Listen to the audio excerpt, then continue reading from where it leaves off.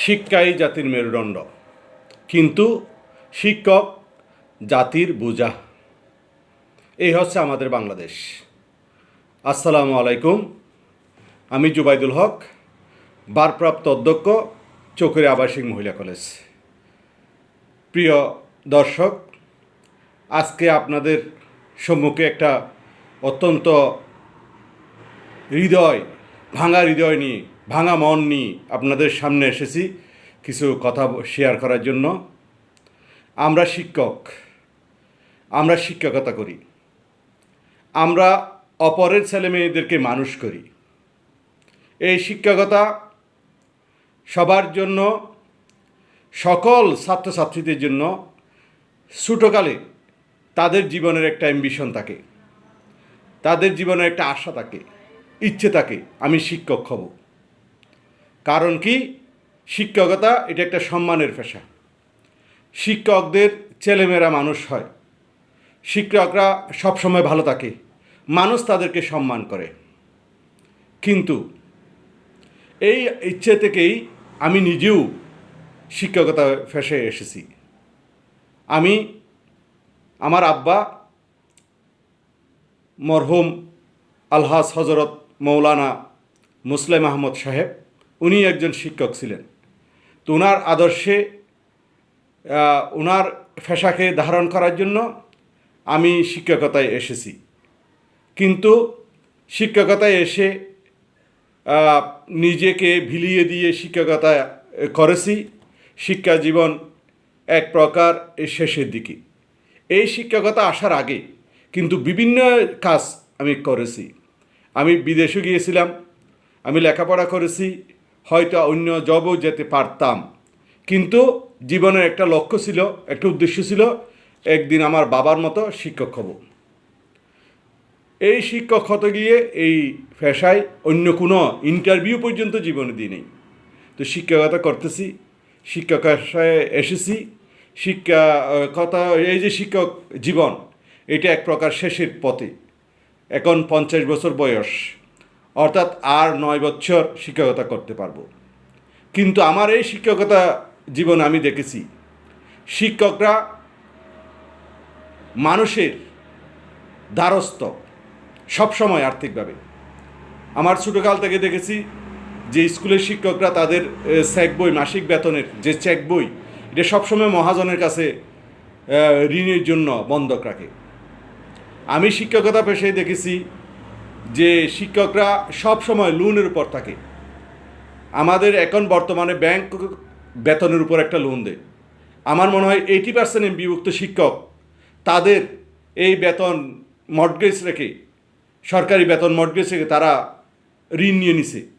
তারা যদি, একজন শিক্ষক যদি 15,000 টাকা বেতন পায়, একজন শিক্ষক যদি 20,000 টাকা বেতন পায়, একজন শিক্ষক যদি 25,000 টাকা বেতন পায়, তাহলে তারা ওখান থেকে প্রতি মাসে কিস্তি দিয়ে আসে 7,000 টাকা, 8,000 টাকা, অর্থাৎ অর্ধেক দিয়ে আর অর্ধেক তারা বাড়িতে আনতে পারে। এখন আনতে পেরে তাদের যে শিক্ষকতা, এটা যেহেতু সম্মানের পেশা, তো এদের ফ্যামিলি চালানোর জন্য, ওদেরকে সম্মানিত হয়ে তাদের ফ্যামিলি স্ট্যাটাস মেনটেন করার জন্য তাদের যে ব্যয়, এটা অনেক বেশি হয়। তো সেটা করতে গিয়ে তাদেরকে হয় টিউশনি করতে হয়, নাহলে প্রাইভেট পড়াইতে হয়, না হইলে অন্য কাজ করতে হয়। শিক্ষকতা তারা মনোযোগ সার্বক্ষণিক দিতে পারে না। আর যারা দিতে চায় তারাও সমাজে বিভিন্নভাবে অবহেলিত হয়। আমি কয়েকটা উদাহরণ দেব। যে আমরা গতকালকে দেখেছি ঢাকায়, যে শিক্ষকরা তাদের দাবি আদায়ের জন্য যখন আন্দোলনে গেছে, তখন তাদেরকে পেটানো হয়েছে। একজন মাস্তানকে, সুরকে যেভাবে ধরে নিয়ে আসে সেভাবে ধরে আনা হয়েছে। কিন্তু এখন মানুষ বলতে পারে তারা ওখানে আন্দোলনে গেছে কেন? কিন্তু আমার দেখা জীবনে, আমার এখন 23 বছর, 24 বছর এখন চলতেছে শিক্ষকতা জীবন। এই 24 বছরে দেখেছি, এই এমপিভুক্ত হওয়ার পর থেকে দেখেছি, আমাদের যতবার বেতন বৃদ্ধি হয়েছে ততবার আন্দোলন ছাড়া বেতন বৃদ্ধি করে নাই কোনো সরকার। আন্দোলন করে, ওই প্রেস ক্লাবের সামনে গিয়ে ওখানে সমাবেশ করে, ওখানে জলকামান মারার পরে তারপর কিছুদিন পর আবার বেতন বাড়ায়। অর্থাৎ জুতা পেটে করে যে গরুদান, সেইটাই আমাদেরকে করতেছে আসলে। তা আমরা চিন্তা করেছিলাম এই সরকার যেহেতু আমাদের মাননীয় প্রধান উপদেষ্টা যেহেতু একজন শিক্ষক, ডক্টর ইউনূস মহোদয়, উনি শিক্ষক, আমরা শিক্ষকরা কিছু উনি সম্ভবত আমাদের জিনিসটা বুঝতে পারবেন। গত সরকারের আমলে বলা হতো যে শিক্ষকরা তো কোনো পেশা না পেয়ে তারা এখানে শিক্ষকতায় আসে, সেই রকম অপবাদও আমরা শুনেছিলাম। কিন্তু এখন যেহেতু শিক্ষক ম্যাক্সিমাম ওখানে যারা আছেন উপদেষ্টায়, দেশ পরিচালনায়, তারা বেশিরভাগই হচ্ছে শিক্ষক অথবা সুশীল, তারা শিক্ষিত মানুষ, তারা বুঝবে শিক্ষকের মর্যাদা, সেইটা বুঝেছিলাম। কিন্তু দেখলাম যে অন্যান্য সরকারের সাথে আরও নির্মমভাবে শিক্ষকরা নিগৃহীত হয়েছে গতকাল ঢাকায়। তো এটা খুবই মর্মাহত হলাম, এটা আমি নিন্দা জানাচ্ছি সকল শিক্ষকের পক্ষ থেকে। আমি নিন্দা জানাচ্ছি। শিক্ষক সমাজ আজকে লাঞ্ছিত। এটা আমরা কিভাবে নিজের যে ইজ্জতটা নিয়ে চলতে পারি, এটা মানুষ দেখলেই এখন মনে করবে যে এরা তো ওই পিটা খাওয়া শিক্ষক। তা আমরা আরও বিষয় যে আমাদের সামাজিকভাবে শিক্ষকরা যে আমাদের মানুষের মুখে বলে যে শিক্ষক খুব সম্মানিত মানুষ, ওরা আসসালামু আলাইকুম পাওয়ার যোগ্য, কিন্তু ওদের আর কোনো কিছু প্রয়োজন নেই।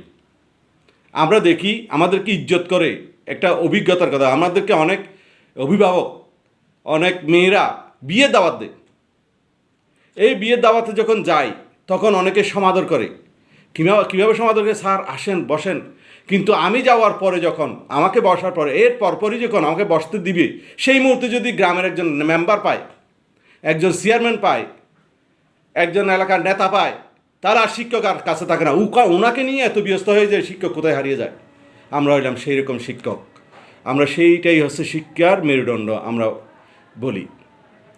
এই সমস্ত কাজ করে আজকে বাংলাদেশে শিক্ষক সমাজ নিগৃহীত, লাঞ্ছিত, অবহেলিত। তাদেরকে বিভিন্নভাবে যে বুটের সময় তাদেরকে কাজে খাটানো হয়। এখন উপর থেকে চাপ দিয়ে তাদের মারফতে বিভিন্ন কাজ করানো হয়, কিন্তু পরবর্তী দেখা হয় যে বলা হয় যে শিক্ষকরাই এই দুর্নীতি করে তাদেরকে ভোট দিয়েছেন। এখানে শিক্ষকের কী হাত? শিক্ষকরা তো নিরীহ, তাদেরকে যেটা বলতে হয় সেটাই করতে হয়, না হলে পরবর্তী তার চাকরির উপর দিয়ে খরচ লাগে। আরও বেশি যেটা দেখা যাচ্ছে বাংলাদেশে শিক্ষা, ধরেন আমি ক্লাস 11 আমি পড়াই, অর্থাৎ একাদশ শ্রেণীতে পড়াই বা দ্বাদশ শ্রেণীতে পড়াই। তা আমি যেটা পড়াই, আমি হিসাব বিজ্ঞান পড়াই। এখন আমি যে হিসাব বিজ্ঞান বই পড়াই, সরকারি কলেজের সেই টিচারও সেম হিসাব বিজ্ঞান বইটাই পড়ায়। আমি যতক্ষণ পড়াই উনিও সেম পড়ায়। একজন বেসরকারি শিক্ষক, আমি এমপিভুক্ত, আরেকজন বেসরকারি যে এমপিভুক্ত নয় সেও সেম পড়ায়। আবার যে পার্ট টাইম শিক্ষক সেও সেম পড়ায়। তো এখানে কিন্তু দেখা যায় একজন সরকারি, একজন আধা সরকারি, একজন বেসরকারি, একজন এমপিভুক্ত, একজন নন এমপিভুক্ত, একজন কী বলে এটাকে পার্ট টাইম। এই হচ্ছে আমাদের শিক্ষকের অবস্থা, এলোমেলো। তা আমাদের যদি এই শিক্ষা ব্যবস্থাই যদি এরকম হয় তাহলে আমাদের দেশটা কীরকম হবে? তা আমরা তো প্রথমেই বলেছি শিক্ষাই জাতির মেরুদণ্ড। তা আমাদের মেরুদণ্ডটাই তো ভাঙা। আমরা শিক্ষকতা, আমার শরীরটাকে বহন করে, শরীরটাকে সোজা করে রাখে মেরুদণ্ড, কিন্তু আমি সেই মেরুদণ্ডটা সোজা রাখতে পারতেছি না। আমি মেরুদণ্ডের পরিচর্যা করতেছি না। আমি পুরো বডির পরিচর্যা করি কিন্তু মেরুদণ্ডের পরিচর্যা করি না। সেই জন্য আমি যেদিন মেরুদণ্ড আমার নষ্ট হয়ে যাবে, যেদিন ভেঙে যাবে, তখন আমার শোয়া থেকে আর উঠতে পারবো না, আমি শেষ। তাহলে সেই মেরুদণ্ডের পরিচর্যা করতে হবে। তো সেই শিক্ষা, সেই মেরুদণ্ডকে যদি পরিচর্যা করতে হয় তাহলে শিক্ষককে পরিচর্যা করতে হবে। শিক্ষক যদি সম্মান পায়, শিক্ষক যদি তার প্রাপ্য অংশটুকু যদি পায়, শিক্ষক যদি সম্মানের সহিত চলতে পারে, শিক্ষক যদি শান্তিতে থাকে, তাহলে শিক্ষা পরিপূর্ণ হবে, তাহলে দেশ উন্নত হবে। কারণ শিক্ষিত লোকেরাই দেশকে উন্নত করবে, বিভিন্ন কিছু গবেষণার মাধ্যমে উন্নত কিছু তৈরি করে। কিন্তু আমরা শিক্ষককেই সুখে আছি সেরকম? আমি শিক্ষকতা করি, কিন্তু আমার পাশের বাড়ির একজন, সে লেখাপড়া করে নাই, শিক্ষাগত করে নাই, সে দেশের বাইরে থাকে, সে তার যে ফ্যামিলিতে অনেক কিছু দিয়ে সুন্দর করে তার ফ্যামিলিটা সাজিয়েছেন। কিন্তু আমি শিক্ষক, আমার ফ্যামিলিতে নুন আনতে ফান্তা পোড়ায়, আমার ওয়াইফের নাই স্বর্ণ, আমার ফ্যামিলিতে ভালো ফার্নিচার নাই, কিন্তু আমার থেকে অনেক যিনি যে কম লেখাপড়া করে, আমার থেকে অনেক কম চালু মানুষ, সে অন্য কাজ করে অনেক বড় সম্মানের সহিত, অনেক বড় পয়সাওয়ালা, অনেক বড় তার ঘর সাজানো, অনেক তার পরিবার সাজানো, সব কিছু দেখে মানুষ আমাকে আর সম্মান করতেছে না, তাকেই সম্মান করতেছে।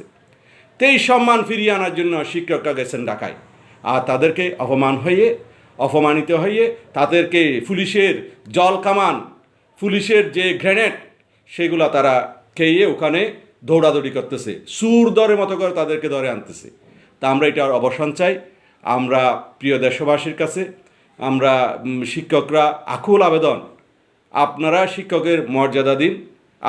আমরা আর কিছু চাই না, আমরা আমাদের প্রাপ্য মর্যাদাটুকু ফেরত চাই। আমরা এই যে বাড়ি ভাড়া, 1,000 টাকা বাড়ি ভাড়া, বাংলাদেশে এমন কোনো আছে, এমন কোনো জায়গা কি আছে বাংলাদেশে 1,000 টাকা দিয়ে বাড়ি ভাড়া পাওয়া যায়? আমার তো মনে হয় একটা মুরগির খামার, মুরগি যেখানে রাখানো সেই বাড়ি ভাড়াটাও 1,000 টাকার সাথে বেশি হবে। কারণ তো সেই বাড়ি ভাড়া চাইতে গিয়ে যদি আমাদের অপমানিত হয়, লাঞ্ছিত হইতে হয়, আমাদের ফিটা খেতে হয়, তাহলে আমরা সেই শিক্ষকতা না করাটাই ভালো।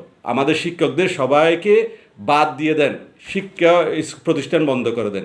আপনারা সবাই এই টাকাগুলা দেশ বিনিয়োগ করেন, দেশের উন্নয়নে বিনিয়োগ করেন, দেশে বড় বড় বিল্ডিং করেন, দেশে ইন্ডাস্ট্রি করেন। সবাই লেখাপড়া না করে ওখানে কাজ করুক, ইনশাল্লাহ দেশ এগিয়ে যাবে। সবার জন্য শুভকামনা। আসসালামু আলাইকুম রহমতুল্লাহ।